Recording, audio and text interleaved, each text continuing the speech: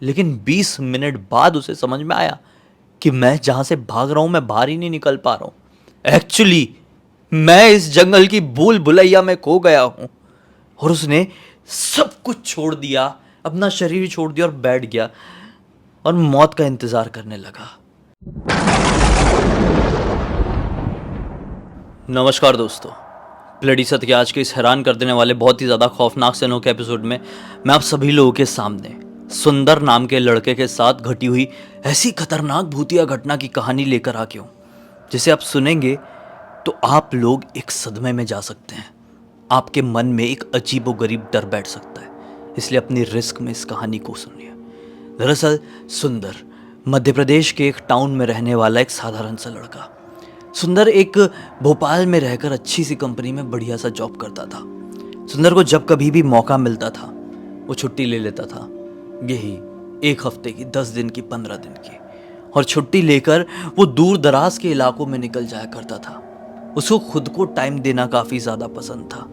अकेले में समय बिताना बहुत ही ज़्यादा उसको अच्छा लगता था। ऐसा हुआ कि 2013 की बात है। 2013 में उसने अपने ऑफिस से छुट्टी लिया और हिमाचल पहुंच गया। हिमाचल के एक छोटे से गांव के बारे में उसको पता चला था।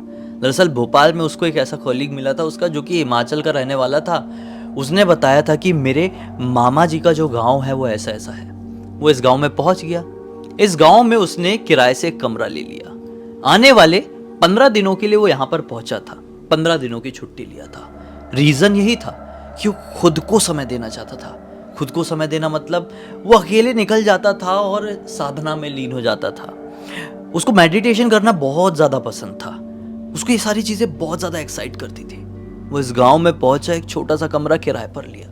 अब ऐसा रूटीन हो गया उसका कि रोज सुबह उठता, सुबह सुबह यही 6 बजे के आसपास जागकर वो, ये गांव तो वैसे भी काफ़ी ज़्यादा हाइट में था। हिमाचल का ये गांव काफ़ी हाइट में था, लेकिन वो और हाइट में कोई पहाड़ी ढूंढता, वहां पर बैठ जाता। 2-3 घंटे वो अपने मेडिटेशन में ही लीन रहता और फिर नीचे आता। ऐसे करते करते उसने इस गांव में 5 दिन बिता दिया। अब कुछ जान पहचान वाले लोग बन गए, कुछ हम उम्र वाले लोग मिल गए। इन लोगों ने उससे कहे कि भाई तू जिस पहाड़ी की तरफ जाता है ना, वो पहाड़ी ठीक नहीं है। ऐसा होता है कि अपनी इन पहाड़ियों में कई बार कई सारी प्रेत आत्माओं को देखा गया है। लोग कहते हैं कि यहाँ पर कुछ नरभक्षी शैतान भी रहते हैं जो कि इंसानों को अपना खाना बना लेते हैं। यहाँ पे बहुत बुरी ताकतें घूमती है, तू मत जाया कर। ये बोलता है कौन यार, सुबह सुबह तो जाता हूँ, ये सारी चीज़ों से क्या फ़र्क पड़ता है। वो लोग फिर से समझाते हैं, देख भाई तेरे को जाने का इतना शौक है ना, तो तू ये गाँव से नीचे की तरफ जाया कर। ऊपर जाना इतना ठीक नहीं है और तू बहुत गलत जगह जाता है। इसने बोला ठीक है, कोई टेंशन नहीं है, मैं देख लूँगा। क्योंकि इसका टारगेट ये था कि अब से ये शाम को भी वहाँ जाए। मतलब सुबह सुबह तो वो जा ही रहा था, शाम को भी जाने का प्लान बनाया और अपने दोस्तों को बताया, तो दोस्तों ने उसे ये कहकर मना किए। वो सुना नहीं। उसने बोला कि ठीक है, अगर ऐसा ये लोग कहते, मतलब अपने आप में अकेले में कहा उसने कि ठीक है, अगर ये लोग ऐसा कहते हैं तो मैं उस तरफ नहीं जाऊँगा, मैं उस तरफ जाऊँगा। उन लोगों ने कही थी कि ना उस तरफ जाना ना इस तरफ जाना, ऊपर तो जाना ही नहीं। उन लोगों ने बोले थे नीचे जाना, लेकिन इसने बोला इस तरफ नहीं जाऊँगा, इस तरफ मतलब बहुत ज़्यादा हाइट है, बहुत ज़्यादा बढ़िया पहाड़ है, खूबसूरत, इस तरफ जाऊँगा। तो उसने प्लान बनाया एक दिन और निकल पड़ा उस तरफ। रास्ते में एक बुजुर्ग आदमी मिला। ये बुजुर्ग आदमी कहीं से जा रहा था अपने घर की तरफ। बुजुर्ग आदमी ने इससे पूछा कि कहाँ जा रहे हो भाई? तो उसने बताया कि अंकल जी इधर पहाड़ी में जा रहा हूँ, ऐसा मुझे मेडिटेशन करना वगैरह पसंद है। ऐसे थोड़ी बातचीत हुई और अंकल जी ने बोले जाओ बेटा जाओ, बहुत अच्छा है, जाओ। तो उसने बोला अंकल जी कुछ लोग बोलते हैं कि यहाँ पे प्रेत आत्माएं घूमती है। तो अंकल जी ने बोले क्या हो गया, प्रेत आत्मा कुछ नहीं है, यहाँ पर प्राकृतिक आत्माएं भी रहती है जो पूरे गांव की रक्षा करती है। अब देखा जाए तो तुम भी इस गांव में रहते हो, तो वो आत्माएं तुम्हारी भी रक्षा करेगी। इसने बोला अंकल मैं समझा नहीं, प्राकृतिक आत्माएं मतलब क्या होता है? अंकल जी ने बताया कि वे जो पेड़ पौधे होते हैं, पहाड़ होते हैं, झरने होते हैं, इनकी भी आत्माएं होती है। इसने बोला अंकल ऐसा हम तो नहीं मानते। उसने बोले बेटा हम लोग मानते हैं। हमारे पहाड़ी इलाके में बहुत सारे लोग मानते हैं कि पेड़ पौधों की भी पवित्र आत्माएं होती है जो रहकर गांव की रक्षा करती है। रक्षक अभी भी मौजूद है हमारे गांव में। ऐसी कोई थोड़ी प्रेत आत्माएं आकर किसी को भी नुकसान पहुंचा पाएगी। और तुम तो मन की शांति के लिए, अच्छे काम के लिए जाते हो यार, जाओ बिना टेंशन के। ये निकल पड़ा। खुश हुआ अंकल जी की बात सुन के, इसको एक मोटिवेशन मिला। बोला यार बहुत पॉजिटिव अंकल थे। अंकल अपने रास्ते को निकल गए और ये उस पहाड़ी की तरफ बढ़ने लगा। अब ये पहाड़ी मतलब अंकल जी से पूछा था तो ये समझ में आता था कि ये पहाड़ी की हाइट काफ़ी ज़्यादा है, मैक्स टू मैक्स 2 किलोमीटर तक ये ऊपर जा सकता है, लेकिन बहुत ज़्यादा दुर्गम रास्ता था। दुर्गम रास्ता मतलब समझते हैं आप, बहुत ऐसा रास्ता कि जहाँ पर चलना काफ़ी ज़्यादा मुश्किल हो जाए। और जब ऐसा रास्ता होता है कोई पहाड़ी का, तो 2 किलोमीटर के बीच चढ़ाई ऐसी लगने लगती है कि भाई 2 घंटे 3 घंटे में कंप्लीट होगी। लेकिन वो चलता रहा, पता नहीं क्यों वो बस चल रहा था। अंदर जंगल में, पहाड़ी में वो बढ़ता चला जा रहा था। ऐसा लग रहा था कोई एनर्जी उसे अपनी तरफ खींच रही है। चलते चलते चलते चलते चलते चलते चलते बहुत समय बीत गया, लगभग 1 या 2 बज गए। और फिर अचानक से उसकी नजर पड़ी, बहुत सारे पत्थर एक दूसरे के ऊपर रखे हुए हैं और एक ऐसा टॉम्ब जैसा बना हुआ है। वो वहां पर बैठ गया। बैठकर उसने बोला कि ये बहुत पॉजिटिव वाली फील आ रही है यहाँ पर। बैठ गया और अपनी मेडिटेशन में लीन हो गया। पता ही नहीं चला कि कब दोपहर के 1-2 बजे से शाम के 5:30 बज गए। अचानक से वो मतलब मेडिटेशन से बाहर आया तो ये पाया कि अब ठंड काफ़ी ज़्यादा बढ़ चुकी है और अंधेरा होने वाला है। ये ठंड का सीज़न था। इसको थोड़ा अजीब लगा, बोला यहाँ से निकलना पड़ेगा, क्योंकि अक्सर ठंड के टाइम में शाम के वक्त इस गांव में स्नोफॉल शुरू हो जाता था, बर्फ़ गिरनी शुरू हो जाती थी। इसने सोचा अंधेरा हो जाए उससे पहले मैं उठकर यहाँ से निकलता हूँ। वो उठकर निकलने लगा, लेकिन शायद वो मेडिटेशन में इतना ज़्यादा खो गया था कि उसने अपना माइंड को पूरा क्लीन कर दिया था। उसको समझ में नहीं आ रहा था कि मैं किस तरफ से नीचे उतरूँ यार। उसमें काफ़ी टाइम चले गया कि मैं कहाँ से निकलूँ। फिर काफ़ी देर बाद उसको समझ में आया कि यहाँ से निकलना चाहिए, लेकिन अब तक अंधेरा हो चुका था। वो उस रास्ते से नीचे उतरना शुरू किया। उसे समझ में नहीं आया ये नहीं, ये गलत रास्ता है। फिर दूसरा रास्ता पकड़ा, फिर उसे समझ में नहीं आया। रात के तकरीबन 8:30 बज गए और उसे अब समझ में आया कि मैं इस पहाड़ के जंगली इलाके में खो गया हूँ। अब घबराहट शुरू हो गई, प्यास लगने लगी, ठंड बेहद ज़्यादा बढ़ गई थी। आज हल्की हल्की बर्फबारी शुरू हुई थी, लेकिन हाँ, सिचुएशन ऐसी थी कि अगर पूरी रात यहाँ पे बिताना पड़ जाए तो मौत पक्की है। इसको मन में वो वाला डर भी लगने लगा कि लोग कैसा बोल रहे थे ना कि वहाँ पे मत जाना, वहाँ पे शैतानी आत्माएं रहती है। इसको कुछ समझ में नहीं आ रहा है। अब डर ने इसके दिमाग में घेरा बना लिया। उतनी ही देर बाद अचानक से पीछे की तरफ एक पेड़ था, वहां से उसको कोई तो भी हलचल सुनाई दी। ये बड़ी हिम्मत करके पीछे पलट कर देखा तो क्या पाया, एक बड़ा विकराल सा बड़े से शरीर का कोई तो इंसान है। भाई इंसान है कि क्या है मालूम नहीं। उसके शरीर में ढेर सारे काले काले बाल है, उसके 2 सींग है। वो धीरे धीरे करके इसकी तरफ बढ़ रहा है। बस उसको देखा, इसकी हवा टाइट हो गई। जब वो थोड़ा और आगे बढ़ा, उसकी लाल लाल चमकदार आंखें देखकर जो ये ब्लैंकनेस में खो गया था कि मेरे साथ अब क्या होगा, ये बाहर निकला और भागना शुरू किया। ये समझ गया ये जो कुछ भी चीज अभी मुझे दिखाई दी है ना, ये इंसान तो नहीं है, ये पक्का कोई खतरनाक वाला जंगली जानवर है जो नरभक्षी शैतान है वो हो सकता है, या तो फिर ये कोई भूत है, ये कोई पहाड़ी शैतान है जो मेरा खेल खत्म करके रख देगा। वो भागना शुरू किया है, नॉन स्टॉप भाग रहा है, भाग रहा है, भाग रहा है, भाग रहा है। लेकिन 20 मिनट बाद उसे समझ में आया कि मैं जहां से भाग रहा हूं मैं बाहर ही नहीं निकल पा रहा हूं। एक्चुअली मैं इस जंगल की भूल भुलैया में खो गया हूं। और उसने सब कुछ छोड़ दिया, अपना शरीर छोड़ दिया और बैठ गया और मौत का इंतजार करने लगा, क्योंकि अब ठंड बहुत ज्यादा बढ़ती जा रही थी। प्यास इतनी ज्यादा थी कि अब भागना चाहे भी तो नहीं भाग सकता था। और पीछे वो शैतान पता नहीं कहां से भागते हुए इसकी तरफ आ रहा था। अब रात के ना जाने कितने बज गए होंगे। डर के मारे, ठंड के मारे इसका शरीर ठिठुरने लगा था, आंखें बंद हो ही रही थी कि अचानक से इसे भेड़ों की आवाज सुनाई दी। ये तुरंत अपनी आंख खोला, हैरान रह गया कि यहां पर अपनी भेड़ चराने बर्फबारी के टाइम पर कौन आ गया भाई। ये तुरंत इधर उधर देखने लगा। अचानक से पाया, आज थोड़ी सी चांदनी रात भी थी, अचानक से पाया कि सामने की तरफ से भेड़ों का झुंड इसकी तरफ आगे बढ़ रहा है। ये ध्यान से देखने लगा कि भीड़ आ रही है तो पक्का कोई ना कोई इंसान आएगा। पीछे से चल के आई एक औरत। इस औरत को देखिए और भी ज्यादा शॉक हो गया, क्योंकि नॉर्मली अपने भेड़ या मवेशियों को चराने के लिए कोई आदमी ही जाता है, लेकिन ये एक औरत थी।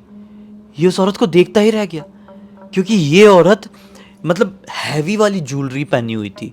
इस गांव में इतनी हैवी ज्वेलरी इसने किसी के पास नहीं देखा था। बहुत महंगे कपड़े पहनी हुई थी, ऐसे कपड़े पहनी हुई थी जो कि एकदम पहाड़ी लोग के ट्रेडिशनल कपड़े होते हैं ना, वैसे ही बिल्कुल उसका हुलिया था। ये उस औरत को देखता रह गया और मन में बहुत सारे सवाल, मन का जो डर था, जो ठंड थी, जो घबराहट थी, अभी कुछ सेकंड के लिए कहीं छिप गए थे। वो औरत इसके पास आई और ये कही कि तुम यहाँ पर क्या कर रहे हो? तुम्हें ज्यादा देर पहाड़ी में रुकना नहीं चाहिए, अपने गांव को चले जाओ, क्योंकि अब थोड़ी देर में बर्फबारी भी बढ़ जाएगी, जंगली जानवरों का भी खतरा है। लोग तो कहते हैं कि यहाँ पे शैतानी आत्माएं भी रहती है। तुम्हारे भलाई के लिए कह रही हूँ, निकल जाओ यहाँ से। इसने बोला, मैं निकलना ही चाहता हूँ, ना जाने कितने घंटे हो गए अपनी जान बचाने के लिए इधर से उधर भाग रहा हूँ। अब प्यास से तड़पने लगा हूँ, अब शरीर में ताकत नहीं बची हुई है, ठंड भी बहुत ज़्यादा लग रही है। औरत ने क्या करी? औरत ने एक शॉल ओढ़ी हुई थी, खूबसूरत सी शॉल उठाई अपने पास से और इस आदमी को देते हुए कही कि ये ओढ़ लो, इससे तुम्हें थोड़ा आराम मिलेगा। आदमी ने शॉल ओढ़ा, सुंदर ने शॉल ओढ़ा। उसके बाद वो औरत ने ना एक ऐसा साइड स्लिंग बैग जैसा होता है ना, जो पहाड़ी ट्रेडिशनल लुक में होता है, वो भी लटकाई हुई थी। उससे एक पानी की बोतल निकाली, पानी की बोतल इसकी तरफ बढ़ा, इसने पानी पिया, इसको अच्छा लगा। फिर उसने अपने वो पोटली से, अपने स्लिंग बैग से एक जंगली फल निकाली, बोली ये फल खाओ, तुम्हारे शरीर में एकदम तरोताजगी आ जाएगी और एक अलग, इसमें बहुत प्रोटीन है, ये फल बहुत अच्छा है, खाओ। ये घबरा तो रहा था, ये औरत ठीक है कि नहीं है, मैं खाऊंगा तो इसमें कुछ निकल तो नहीं जाएगा, मेरा खेल तो यहीं ख़त्म नहीं हो जाएगा। लेकिन अब इसने ये सोचा कि अब मेरे पास कोई ऑप्शन भी नहीं है, या तो मैं यहाँ पे बैठे बैठे मौत का इंतज़ार करूँ, या तो इस औरत का भरोसा कर लूँ और ये खा के देखूँ एक बार। उसने वो फल खाया, लिटरली ये फल बहुत टेस्टी था और ये फल खा के इसने कंप्लीट किया ही है कि ऐसी एनर्जी आई है ना बॉडी में। बोला नहीं यार, सब ठीक है, मैं फिट हूँ, बस आप प्लीज़, अगर आपको पता होगा तो क्या आप ये वाले गांव का रास्ता मुझे बता सकती हैं? मैं वहीं जाना चाहता हूँ, मैं वहीं रहता हूँ, भटक गया हूँ। औरत ने बोली कि देखो, मैं तुम्हें बताऊंगी तो तुम समझ नहीं पाओगे। औरत की उम्र यही कोई 36-37 साल की थी। इसने बोली कि मैं तुम्हारे साथ चलती हूँ, आओ मेरे पीछे पीछे। वो अपनी पूरी भेड़ों को आगे बढ़ाते हुए निकलने लगी और आदमी को इशारा करी कि मेरे पीछे पीछे आओ। चलती गई। अब वो औरत से बात कर रहा है कि मुझे ना दरअसल रास्ते में अभी मैं भाग रहा था, मैं कहीं रुका हुआ था, तो मुझे ऐसा ऐसा एक आदमी या जानवर दिखाई दिया था। औरत ने बताई कि वो कोई आदमी, कोई जानवर नहीं था, वो पहाड़ी पिशाच था। वो दरअसल ऐसे ही नॉर्मल लोगों को अपना शिकार बनाता है, कई जानवरों को भी उसने अपना शिकार बना के अपनी भूख मिटाया है। तुम्हारा आना बिल्कुल भी यहाँ पर ठीक नहीं था, तुम क्यों आए थे यहाँ पर? आए थे घूमने के लिए तो लौट गए होते ना, क्यों रुके थे इतनी देर? ऐसी बातचीत होने लगी। फिर बात करते करते इसने पूछा आपका नाम क्या है? वो औरत ने अपना नाम बताई और फिर पता ही नहीं चला कि कब वो गांव की सीमा दिखने लगी। बोला यही तो है मेरा गांव। मुझे पता ही नहीं चला, मैं कितनी देर से ऊपर ऊपर भाग रहा था, आप आई और इतनी जल्दी पहुंचा दी। आपका थैंक यू सो मच। मैं आपको कुछ देना चाहता हूँ लेकिन मेरे पास कुछ है नहीं। औरत ने बोली कि कोई ज़रूरत नहीं है कुछ देने की, मैं तो लोगों को देती हूँ, किसी से कुछ लेती नहीं हूँ। अब आराम से घर जाओ, क्योंकि कुछ दोस्त भी होंगे तुम्हारे जो इंतज़ार कर रहे होंगे, कितनी देर से तुम भी वहाँ से निकले हुए हो ना। इसलिए बोला थैंक यू सो मच, आप मुझे मिल गई, मैं आपको कभी नहीं भूल पाऊँगा। ऐसा बोल के ये निकल पड़ा। अब जैसे अपने घर के सामने पहुँचा है ना, तो जैसे उसके नए नए दोस्त बने थे यहाँ पे, वो इसको बोले भाई कहाँ था? वो बहुत घबराए हुए थे, वो लोग इसको ढूंढने के लिए निकलने ही वाले थे। तो उसने बताया पूरी बात की, ऐसा ऐसा हुआ मेरे साथ। तो इन लोगों ने बोले भाई तू आया कैसे यहाँ तक, क्योंकि ये इम्पॉसिबल है वहाँ से यहाँ पे आना। तो उसने बताया पूरा कि वो औरत मुझे मिली थी, भेड़ चरा रही थी, छोड़ के गई, उसका नाम भी बताया। लेकिन जैसे ही इसने उस औरत का नाम बताया, सामने खड़े लोगों की सिट्टी पिट्टी गुल हो गई। बुजुर्ग लोग भी थे एक तो, जो कि उस औरत का नाम सुन के अपने कान खड़े करके आगे आ गए। बोले क्या बोले तुमने? कौन थी वो? इसने नाम बताया। बस इन लोगों की आंखों से आंसू बहने लगे। सुंदर पूछता है कि ऐसा क्या हो गया, आप लोग ऐसा क्यों रिएक्ट कर रहे हैं? इन लोगों ने बताया जिस औरत को तुम एक मामूली इंसान समझ रहे हो ना, वो कोई मामूली इंसान नहीं थी, वो हमारी कुल देवी थी। वो खुद तुम्हें पहाड़ी पिशाच से बचाने के लिए तुम्हारे सामने आई थी। दरअसल जिस राक्षस की तुम बात कर रहे हो जो तुम्हारे सामने आया था, वो पहाड़ी पिशाच ही था। वो तुम्हें अपना शिकार बना के अपनी भूख मिटा लिया होता। वो आई है तुम्हारी रक्षा करके, तुम्हें यहां तक छोड़ के गई है। तुम जहां पहुंचे थे ना, जिस तुम पत्थर के स्तूप की बात कर रहे थे, वहां पे बहुत ही रेयर लोग हैं हमारे गांव के जो पहुंच पाए हैं। जो एकदम शुद्ध मन के लोग हैं वही वहां तक जा पाए हैं। वही लोग जा पाए हैं जिन्हें देवी बुलाती हैं। और तुम वहां पर गए, वहां पर बैठ के 3-4 घंटे साधना किए हो, तभी देवी प्रसन्न होकर तुम्हारे पास आई। देवी का आशीर्वाद तुम्हें मिला है। ये विश्वास नहीं कर पाया, लेकिन मन ही मन में देवी को प्रणाम किया और बहुत ही ज्यादा शौक और थकान के साथ ये सोने के लिए चले गया। और सपने में इसे फिर से देवी दिखाई दी, और वैसे ही ये बैठा हुआ है। सपने में देख रहा है कि उसी स्तूप के पास ये बैठा हुआ है, और वो स्तूप के पास देवी प्रकट हुई है, और इसके सर में ऐसा हाथ फेरी है और वहां से आगे की तरफ चली गई। ये मतलब जैसी जागा है ना इस सपने को देखकर, पूरे कमरे में जो बहुत अच्छी स्मेल होती है ना, समझ लो आपने अपने रूम में बहुत ही अच्छी वाली धूप जलाए हो, वो वाली स्मेल पूरे रूम में फैली हुई। ये समझ गया कि स्वयं पहाड़ी देवी माँ से मेरा साक्षात्कार हुआ।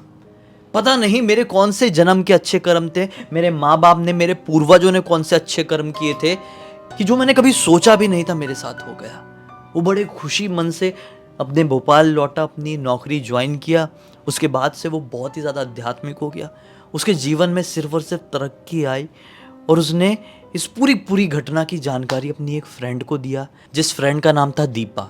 दीपा ने पूरी कहानी मुझे इंस्टाग्राम पर लिख कर भेजी और बोली कि पूरी दुनिया को बताइए कि मेरे फ्रेंड के साथ क्या हुआ था। उम्मीद करता हूँ कि आज की इस कहानी के जरिए आप लोगों को कोई ना कोई मनोरंजन ज़रूर मिला होगा। तब तक इस वीडियो को देखे हैं तो लाइक ज़रूर कर देना, चैनल को सब्सक्राइब करके बेल आइकन दबा के ऑल के ऑप्शन में क्लिक करना, क्योंकि इसी तरह के हैरान कर देने वाले खौफनाक वीडियोस डेली आप लोगों के सामने लेके आता रहता हूँ। इंस्टाग्राम के लिंक इस वीडियो के डिस्क्रिप्शन बॉक्स में मिल जाए, क्लिक करके डायरेक्टली वहाँ पर पहुँच जाना। और इसी तरह की कोई भी कहानी, टॉपिक या जानकारी आप लोगों के पास भी है तो लिंक भेजना। हो सकता है मेरा अगला वीडियो कल आप लोग के हिसाब से बन रहा हो। तो चलिए कल फिर से मिलते हैं, तब तक के लिए बहुत बहुत धन्यवाद। आप लोगों का दिन शुभ हो।